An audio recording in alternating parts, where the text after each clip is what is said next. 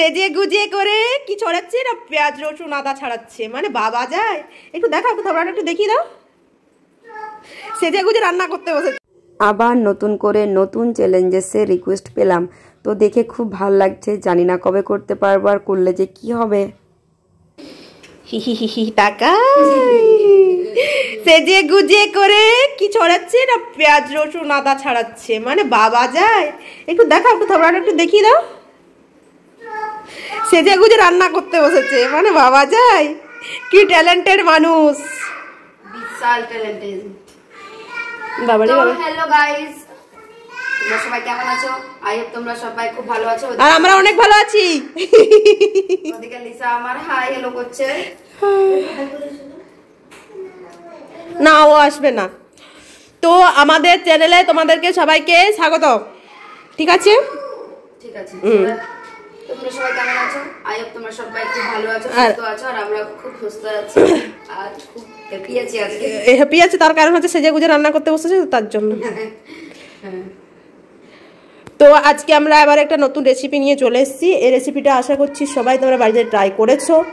তো তোমরা কেমনভাবে তোমরা সবাই রেসিপিটা বানাও সেটা অবশ্যই কমেন্টে জানাবে। তো আমরা আমাদের মতো করে বানাচ্ছি, তো তোমরা সবাই ব্লগটা কন্টিনিউ করে দেখে নাও। হ্যালো বন্ধুরা, তো আবার চলে এসেছি নিউ একটা ব্লগ নিয়ে। তো সীমাদি তো আগেই বললো যে আমি পেঁয়াজ রসুন ছাড়াচ্ছিলাম, আজকে একটা নিউ রেসিপি করব বলে। আমাদের প্রতিদিন বিকেলে একটা নতুন নতুন করে হয়, আজকেও সেভাবে একটা নতুন হবে। তো তার আগে চাটা তো খেতেই হবে। চাটা সবাই খেতে ভালোবাসে, আর আমরা তো খুবই ভালোবাসি। আমাদের বাড়িতে প্রতিদিন সকালে না হোক সকাল বিকেলবেলাটা চা হবেই, কারণ আমি আর সীমাদি প্রচুর চা খাই, তার সাথে বাবাও। আর মা তো এমনি লিকার চা একদমই খায় না, দুধ চা হলে সব দিনই খায়। তো যাই হোক, সীমাদি এখন চাটা বানাচ্ছে। সীমাদি একটু চাটা বানানোর একটু অন্যরকম পদ্ধতিতে বানায়, আমি আবার অন্যভাবে বানাই। তো যাই হোক, চায়ের বানানোটা তোমরা দেখেই নিলে, সে কী কী দিল আমি পুরোটাই দেখালাম। তো তোমরাও অবশ্য বাড়িতে সবাই চা বানাও, আর সীমাদির পদ্ধতিটা দেখে নিলে অবশ্যই জানিও কে কীভাবে বানাও। তো এরপর চাটা খেয়ে নিই, তারপর চলে যাব সেই পিঠের রেসিপিতে। কালকে হয়েছিল একটা অন্যরকম পিঠে, আর আজকে আরও একটা অন্যরকম পিঠে। এটা সবজি দিয়ে বানানো হবে। এটা আমাদের অবশ্য উনুন জ্বালতে হবে না, গ্যাসেই হয়ে যাবে। আর আমাদের বাড়িতে যখন সবাই থাকি বিভিন্ন ধরনের প্রতিদিন বিকেলে রেসিপি হতেই থাকে।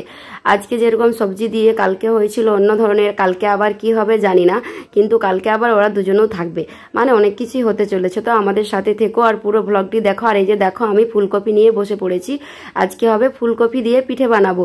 তো ফুলকপিটা প্রথমে মা বললো ছোট ছোট করে কেটে নাও, তারপরে হালকা তেল আর সামান্য জিরে পাঁচফোড়ন দিয়ে ভেজে নিয়ে জল দিয়ে সিদ্ধ করে নাও। তো সেই মতো করে আমি কাটতে বসে গেছি। আর সীমাদি যেটা প্রথমেই বললো যে সেজে গুজে রান্না করতে বসে গেছি, সেটা মোটেও না। সেজে গুজে রান্না করতে বসিনি, সাজা গুজা করাই ছিল, তারপর রান্নাটা করতে এসেছি। অ্যাকচুয়ালি আমরা রিলস বানাচ্ছিলাম, তো তারপরে চলে এসেছি সোজা এখানে রান্না করতে। তারপরে যে দেখো, আমি সবজি কাটতে কাটতে মামাম এত দুষ্টামি শুরু করলো যে আমার কলেজে চাপবে। তো তারপর সীমাদিকে আমি বললাম যে তুমি সবজিটা কেটে নাও, আমি মামামকে নিয়ে বসে পড়ি। আর অ্যাকচুয়ালি আমাদেরকে দুজন প্রয়োজন হচ্ছিল, কারণ একজন ভিডিও করছিলাম আর একজন সবজি কাটছিলাম। তো চলো দেখতে থাকো ভিডিওটা কন্টিনিউ। ফুলকপিটা অনেক বড়, কাটতে তো অনেক টাইম লাগবে।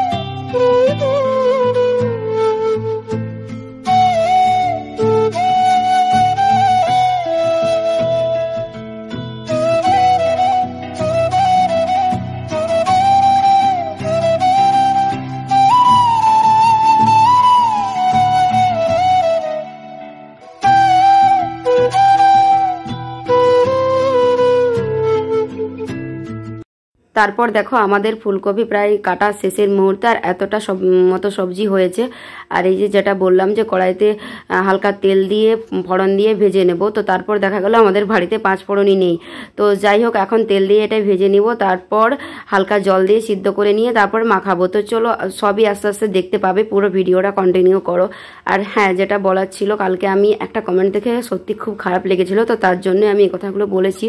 আবার সেই ভিডিওটাতে একজন দাদাভাই আমাদেরকে খুব ভালোবেসে কমেন্ট করেছে, একটা চ্যালেঞ্জেস ভিডিও রিকোয়েস্ট করেছে। তো দাদাভাই আমি তোমাকেই বলছি, অবশ্যই সেই চ্যালেঞ্জেসটা আমরা করার চেষ্টা করব আর করব।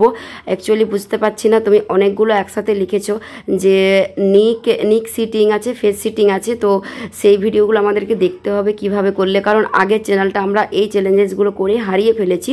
তো আই হোপ আমরা আর চাইবো না যে এই চ্যানেলটাকেও আমরা ওইভাবেই আমরা হারিয়ে ফেলি। তো সেভাবেই আমরা করব। তো তুমি আমাদের পাশে থেকো আর সব ভিডিওগুলো আমাদের দেখো। অবশ্যই তোমার রিকোয়েস্ট আমরা রাখবো আর ওই চ্যালেঞ্জেসগুলো নিয়ে আসবো, তবে আস্তে আস্তে ভাবনা চিন্তা করে, যেহেতু বুঝতেই পারছো বললামই সব কিছু। তারপরে যে দেখো কথা বলতে বলতে এদিকে আমার সবজিটা সিদ্ধ হয়ে গেছে। সবজিটা সিদ্ধ হয়ে যাওয়ার পরে আমাদের যা কিছু মশলা ছিল একসাথে আদা রসুন পেঁয়াজ পেস্ট করে রেখেছিলাম সেগুলো দিয়ে দিলাম। তারপরে হালকা করে হলুদ গুঁড়ো দিয়ে দিলাম আর জিরে গুঁড়ো দিয়ে দিলাম, যেহেতু জিরে আমরা ফোড়নটাও দিতে পারিনি। যাই হোক, তো তারপর এই যে দেখো আমি চালের যে গুঁড়িটা ছিল সেই চালের গুঁড়িটা দিয়ে নিলাম আর পরিমাণ মতো নুন দিয়ে দিয়েছি।